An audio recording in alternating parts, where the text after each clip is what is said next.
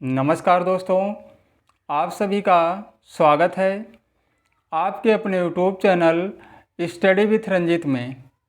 आज हम लोग क्लास 10th के मैथ के प्रश्नावली 4.4 के कुछ क्वेश्चन को सॉल्व करेंगे।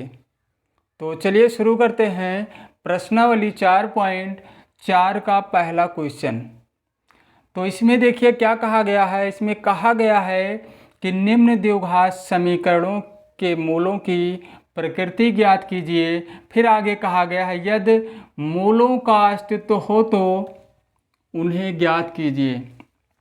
तो जैसा कि पिछले प्रश्नावली में बताया गया था कि हम मूलों का अस्तित्व कैसे पता करते हैं, तो उसी तरह से पता करेंगे। लेकिन यहाँ पे प्रकृति की भी बात हुई है। प्रकृति हमें ज्ञात करना है सबसे पहले, और प्रकृति ज्ञात करेंगे तो अस्तित्व में है या नहीं अपने आप ज्ञात हो जाएगा। कैसे, देखिए डी क्या बताया गया था उस पिछले प्रश्नावली में कि डी का मान 0 हो गया, 0 से अधिक होगा तो मूल अस्तित्व में होंगे। उसी तरह से उसी तरीके से हम प्रकृति भी ज्ञात करते हैं। डी का मान अगर 0 से अधिक है तथा क्या है, पूर्ण वर्ग है, पूर्ण वर्ग है, इसको याद रखना है। अगर d का मान कोई धनात्मक संख्या आती है और वह संख्या पूर्ण वर्ग है, तब जो है मूलों की प्रकृति होगी वास्तविक। मूल क्या होंगे, वास्तविक होंगे और परिमेय होंगे और असमान होंगे, असमान। आगे देखिए, अगर d का मान 0 से अधिक है और पूर्ण वर्ग नहीं है, पूर्ण वर्ग नहीं है, तो मूल क्या होंगे, वास्तविक होंगे, वास्तविक होंगे। लेकिन क्या होंगे, यहाँ पे बदल जाएगा, अपरिमेय होंगे और असमान होंगे। अगर d का मान 0 होता है, तब d का मान 0 आता है तो मूल क्या होंगे, तब मूल वास्तविक तो होंगे ही, वास्तविक और मतलब वास्तविक तो होंगे ही, लेकिन वास्तविक होंगे और परिमेय भी होंगे और क्या होंगे, समान होंगे। यहाँ पे अंतर आएगा, समान। अगर मूलों की प्रकृति में अगर d बराबर 0 आ गया तो मूल वहाँ पे समान होंगे। पिछले प्रश्नावली में बताया भी गया था। तो और अगर d का मान 0 से कम आता है, मतलब ऋणात्मक संख्या आती है, तब मूल जो हैं वास्तविक नहीं होंगे, क्या होंगे, काल्पनिक होंगे, काल्पनिक। इसको याद रखना है तो हम प्रकृति को बता सकते हैं। अगर ये हमें याद है तो हम मूलों की प्रकृति बता सकते हैं और ये भी बता सकते हैं कि मूल अस्तित्व में होंगे। इन तीनों में, अगर इन तीनों में कोई भी आ जाता है 0 या 0 से अधिक या 0 से अधिक आया, कोई पूर्ण वर्ग संख्या है या पूर्ण वर्ग संख्या नहीं है, तो मूल क्या होंगे, अस्तित्व में होंगे। अगर 0 से कम यानी ऋणात्मक आ गया तो मूल अस्तित्व में नहीं होंगे।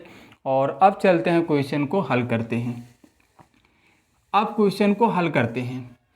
जो पहला क्वेश्चन है हमारा, पहला क्वेश्चन 2x² माइनस में दिया गया है 3x, प्लस में लिखा हुआ है 5, बराबर में है 0। अब देखिए, हमें पहले मूलों की प्रकृति ज्ञात करना है। उसको ज्ञात करने के लिए क्या करना होगा, विविधकर करना होगा। उसके लिए हमें a का मान निकालना होगा, तुलना करा के द्विघात समीकरण के व्यापक रूप से तुलना कराएंगे। तो a का मान 2, b का मान माइनस में 3 और c का मान 5 आएगा। तो हमें क्या करना है, d बराबर b² माइनस 4ac पर रखना है। b का मान माइनस में है 3 का स्क्वायर, माइनस 4a का मान 2 है, c का मान 5 है। यहाँ पे आएगा 9, 4 दूनी 8 पंचे, यहाँ आएगा 40, तो यहाँ माइनस 31 आ जाएगा। ये जो है 0 से कम है। क्या बताया गया था अभी, कोई ऋणात्मक संख्या आ जाती है तो यहाँ पे मूल क्या होंगे, अस्तित्व में नहीं होंगे। तो क्या लिखेंगे, मूलों की प्रकृति हमें लिखना ही है, तो क्या लिखेंगे, अतः समीकरण मतलब समीकरण जो दिया गया था हमारा 2x² माइनस में 3x प्लस में 5 बराबर 0 के मूल क्या हैं, वास्तविक नहीं हैं। और वास्तविक नहीं है अर्थात हम लिख सकते हैं क्या, अर्थात मूल जो हैं मूल काल्पनिक हैं। तो इसको नहीं हल करना है, मतलब मूल काल्पनिक है तो अस्तित्व में नहीं है, बस इतना ही करना था इसमें। और अब हल करते हैं दूसरे क्वेश्चन को। जो दूसरा क्वेश्चन है देखिए, 3x² माइनस में है 4, रूट में है 3x प्लस में है 4 बराबर 0। a का मान यहाँ होगा 3, b का मान होगा -4√3 और c का मान होगा 4। तो हम क्या करेंगे, d बराबर b² माइनस 4ac पर रखेंगे। b का मान है -4, रूट में है 3 और लगाएंगे स्क्वायर -4, a का मान है 3, c का मान है 4। यहाँ पे 48 आ जाएगा, यहाँ भी 48 आएगा, मतलब आ गया 0। तो d का मान 0 आ जाता है, तब भी मूल वास्तविक और समान होंगे, मतलब अस्तित्व में होंगे। तो हम लिखेंगे अतः, समीकरण को नहीं लिख रहे हैं उसी तरह से डायरेक्ट ही लिख देते हैं, अतः मूल वास्तविक और समान है। मूल वास्तविक और क्या है, समान है।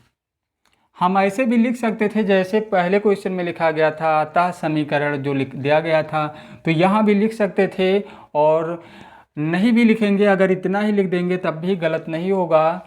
अतः मूल क्या है, वास्तविक और समान है। क्योंकि d का मान 0 आ गया तो इसे हमें निकालना भी पड़ेगा।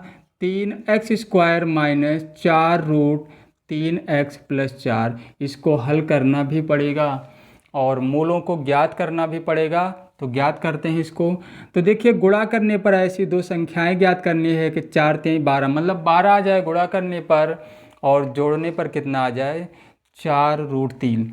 तो अगर हम 2√3 का 2 बार गुणा करा दें तो 12 आ जाएगा, इसको जोड़ेंगे तो इतना आ जाएगा। संख्या हमें मिल गई है कौन, तो पहले लिखना है 3x² माइनस लगाना है 2 लिखना है 3x प्लस लिखना है 2√3x और अंत में लिखना है 4 बराबर 0। इसको आगे हल करते हैं। ब्रैकेट को हटाएंगे यहाँ पे तो माइनस हो जाएगा 2√3x और माइनस ये भी हो जाएगा -2√3x प्लस 4। कॉमन लेंगे इसमें √3, इसमें कॉमन ले लेंगे √3x और √3x जब कॉमन लेंगे तो 3 में √3 से भाग कराएंगे इसमें, तो भाग कराएंगे 3/√3 होगा और उसका परिमेयकरण जब करेंगे तो आ जाएगा यहाँ पे √3 और यहाँ पे बचेगा 2। यहाँ पे 2 कॉमन ले लिया गया तो यहाँ बचेगा √3x और यहाँ भी आएगा 2 बराबर 0। हमें क्या करना है, 3x माइनस 2 एक ब्रैकेट में लिखना है इंटू √3x माइनस 2 बराबर 0। अब हमें करना क्या है, हमें एक बार √3x माइनस 2 बराबर 0 करेंगे तो √3x बराबर 2 आ जाएगा, तो x बराबर 2/√3, एक मूल ये होगा। उसके बाद √3x माइनस 2 बराबर 0, तो √3x बराबर 2, तो x बराबर 2/√3, मतलब दोनों समान मूल ही आएंगे। ये पहले ही पता चल गया था क्योंकि d का मान कितना आ गया था, 0। अब चलते हैं अगले क्वेश्चन को हल करते हैं। जो तीसरा क्वेश्चन है इसमें दिया गया है तीसरा, 2x² माइनस 6x प्लस 3 बराबर 0।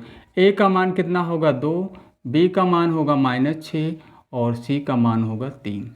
हम डी का मान निकाल लेंगे। बी स्क्वायर मतलब -6 का स्क्वायर कर देंगे, -4ac का मतलब 4 × 2 × 3, तो यहाँ पे आएगा 36, यहाँ पे 4 × 3 12, 12 × 3 क्या हो जाएगा, 36, 4 दूनी 8, 8 × 24 हो जाएगा, मतलब आ जाएगा 12। ये जो है 0 से अधिक है, तो मूल क्या होंगे, मूलों की प्रकृति क्या होगी, मूलों की प्रकृति होगी अतः क्या होंगे यहाँ पे, दो, क्या बताया गया था, दो वास्तविक तथा दो वास्तविक और कौन से मूल होंगे, तो ये 12 है, पूर्णवर्ग संख्या नहीं है, तो क्या बताया गया था, दो वास्तविक मूल होंगे और असमान मूल होंगे,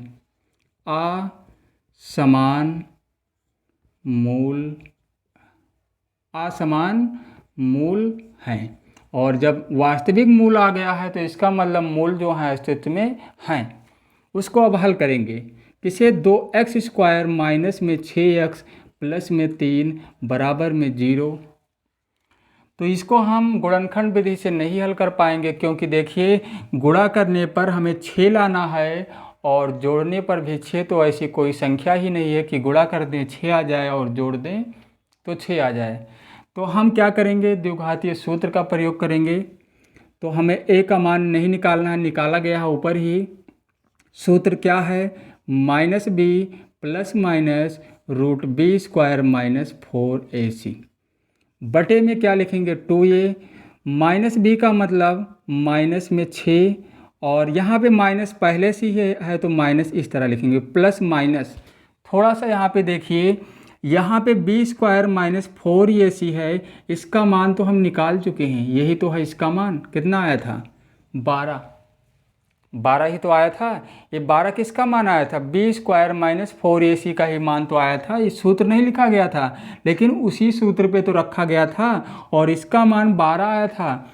यहाँ भी तो वही लिखा है, तो हम सीधा लिख देंगे 12 बटे 2a का मतलब 2 गुणे कितना, 2, बराबर देखिए ये हो गया प्लस में 6 प्लस माइनस 12 को हम लिख सकते हैं 2√3 बटे में 4 हो जाएगा।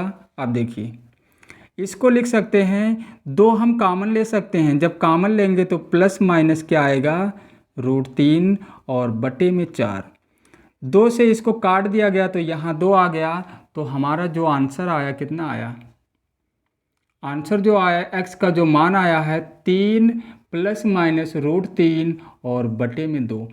हम इसको एक बार क्या करेंगे, प्लस ले लेंगे, प्लस में √3 और बटे में 2, और एक बार क्या करेंगे 3 माइनस में √3 और बटे 2, ये दोनों हमारे मूल हो जाएंगे और यही हो जाएगा आंसर। चलते हैं क्वेश्चन नंबर दूसरे को हल करते हैं।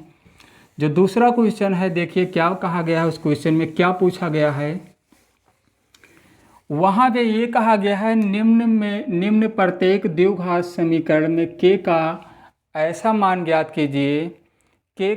मान ज्ञात कीजिए कि उसके 2 बराबर मूल हों। तो बराबर मूल या समान मूल बात एक ही है, और समान मूल के लिए हमें क्या करना है, d का मान 0 होना चाहिए। तो d बराबर हम क्या लिख सकते हैं, 0।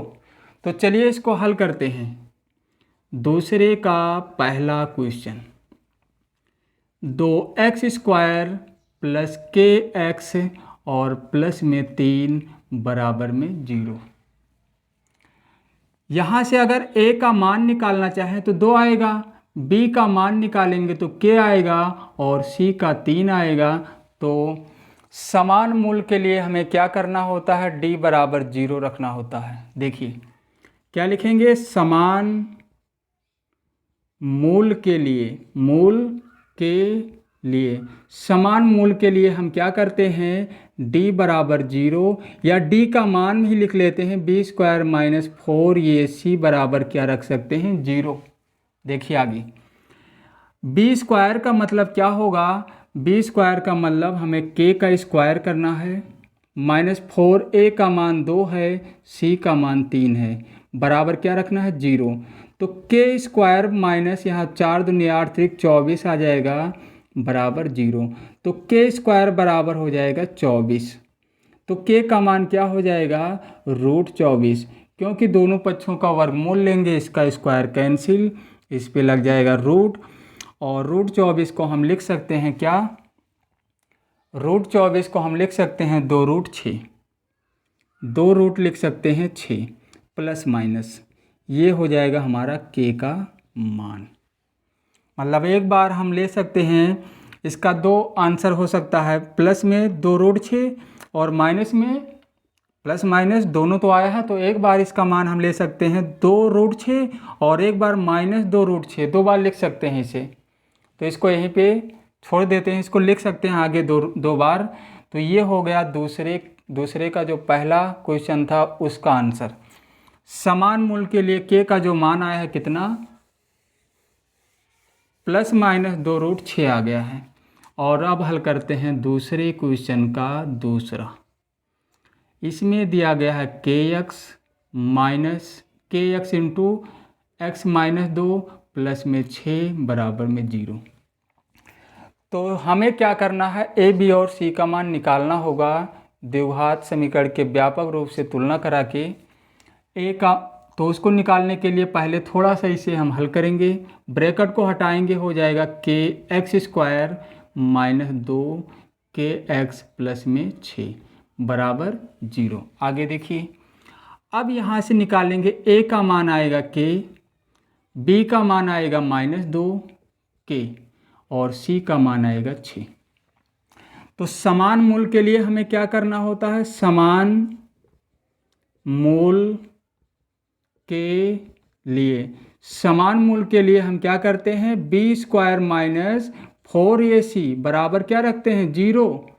तो b का मान है -2k, इसका करेंगे स्क्वायर, -4, a का मान k है, c का मान 6 है, बराबर 0। तो देखिए माइनस ये हो जाएगा, प्लस हो जाएगा 4k² -4 × 24 k हो जाएगा बराबर 0। क्या करें, इसका गुणनखंड कैसे करें, ये हमारा कॉमन फैक्टर यहाँ बन रहा है, केवल कॉमन ले लेना है। 4k को कॉमन ले लिया गया तो यहाँ बचेगा k - 6 बराबर 0। तो एक बार हम 4k बराबर 0 लेते हैं अगर, तो k का मान 0 ही आएगा। अगर हम k - 6 बराबर 0 लेते हैं तो k बराबर 6 आएगा। तो k के यहाँ दो मान आ गए हैं। पहले क्वेश्चन में भी दो मान आया था, क्या लिखा था वहाँ, +-2√6, मतलब एक बार +2√6 एक बार -2√6। और यहाँ भी k के दो मान आ गए हैं। समान मूल के लिए k का जो मान होगा 0 होगा और 6 भी होगा। 0 भी हो सकता है और 6 भी हो सकता है, दोनों आंसर होंगे। तो k का मान इसमें निकाल दिया गया है। तो प्रश्नावली 4.4 में और भी क्वेश्चन हैं। इस वीडियो में केवल 2 क्वेश्चन को लिया गया था, पहले और दूसरे को, जिनको हल किया गया है। तो बाकी जो बचे हुए क्वेश्चन हैं उनको अगले वीडियो में सॉल्व किया जाएगा। तो आज के इस वीडियो में बस इतना ही, और फिर मिलते हैं अगले वीडियो में।